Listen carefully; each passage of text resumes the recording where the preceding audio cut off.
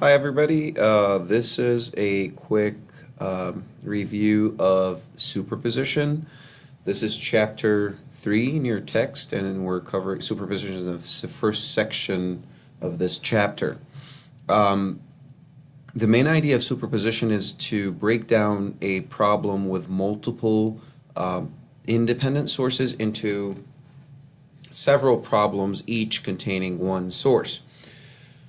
In this example, we have a problem that has 1, 2, 3 independent sources, as you see, 2 of which are current sources and 1 is a voltage source. What's going to happen is that we will decompose or break down this problem into 3 single source problems. First of which is to the right here. We are first considering the effect of this 3 ampere current source, and so we will deactivate the voltage source and deactivate the other current source. Deactivating a voltage source just means replacing it with a short circuit and thus resulting in a 0 volt across that particular across those terminals. And with the current source, we replace it with a open circuit to basically result in 0 current, and that's what happened here. As you can see here, these 2 wires are not connected, and so there's no current flowing here or here, and so you can simply erase them to make your problem look a little simpler or your circuit look nicer.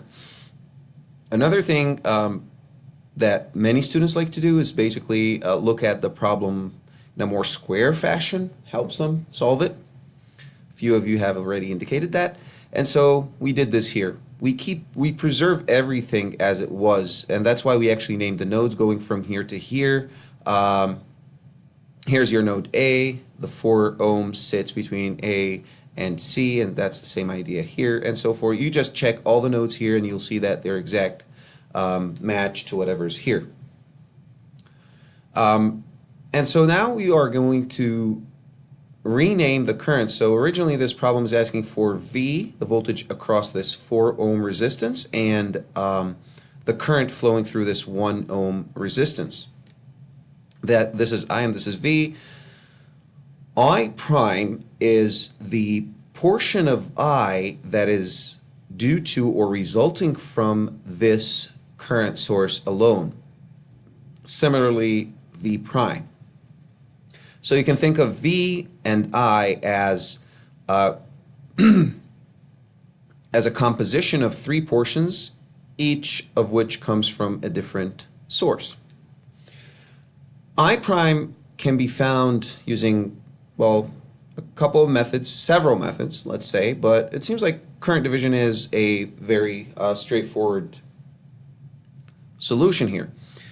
We have a 3 amp source, and this 3 amps comes here and splits into 2 parts, one through this first branch and then one through this second branch. The 2 of them combine again to form the 3 amps and so forth. With current division, just a recap on current division, we simply say that we can get the current through any branch that is parallel to any other number of branches using that method. And so if we're interested in the current I2 flowing into this branch, we simply take the total current and multiply it by the conductance of this branch divided by the conductance of the same branch plus the other branches. Here we just have a case of 2 branches, okay? And the resistance of the first branch that we're interested in is the 3, and so 1 over 3 is the conductance. And here you can see that the resistance of this branch is 7. The 4 and the 3 are series, obviously. The reason we didn't combine the 4 and the 3 here is because we would like to preserve the nodes A and C, which are the nodes where V dash, which is of interest for us. So in other words, if you combine the 4 and the 3, you lose this node C, and so you lose V dash. So we can just utilize that they're in series, but not necessarily want to combine them into one resistance. Finding I dash is just, like I said, applying current division. There's just one thing to note here, this negative sign. Take a look at I prime here. I prime is flowing in the opposite direction of I2. The reason I1 and I2 are flowing in this direction is because we have really one source, so there's no guesswork. There's one source in this problem, and it's going to pump, it's pumping current, as you see here, upwards. This current will come here and split into two different currents, which will join back here and make up that same current that we just split up here. And so I2 is the portion of the 3 amps that flows through this branch. And since I prime is actually flowing in an opposite direction, therefore we're just saying that it's in the opposite direction of what we expect the actual current to be. So there's your negative right here, and apply current division as we just said. The second subproblem is considering the second source. Second source here is that 10-volt source. Take a look at this right here, this circuit. We deactivated the 3 amps that we just considered up here. We deactivated the other source, which is 2 amps. And like we said, deactivating a current source is simply opening it. And so we can go ahead and clean up these wires, and we are left with simply this square with this one square loop. There's one source in there, 10 volts, and as you see here, 4 resistors. All these resistors are in series because they have the same current flowing through them. And so 4 plus 2, 6, 7, total of 10. The total resistance between this node right here and this node right here is 10. So we simply take that 10 volts, applying Ohm's law, the 10 volts divided by the resistance across or seen by that 10 volt source, which is 10, we get that 1. Again, the negative sign is simply due to the fact that this source will pump current counterclockwise, and I prime prime is assumed to be, as you see here from up here, as going clockwise. So it's like head to head. We have current flowing from the source counterclockwise, and then I prime prime is assumed to be clockwise, and so we have this negative sign.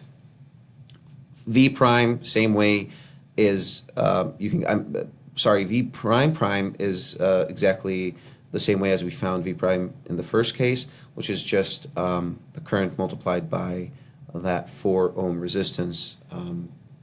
Negative sign we just mentioned. Why is there a negative sign here? For the same reason as that you would expect, according to the passive sign convention, a voltage drop across this resistance due to the fact that the current is flowing in this direction.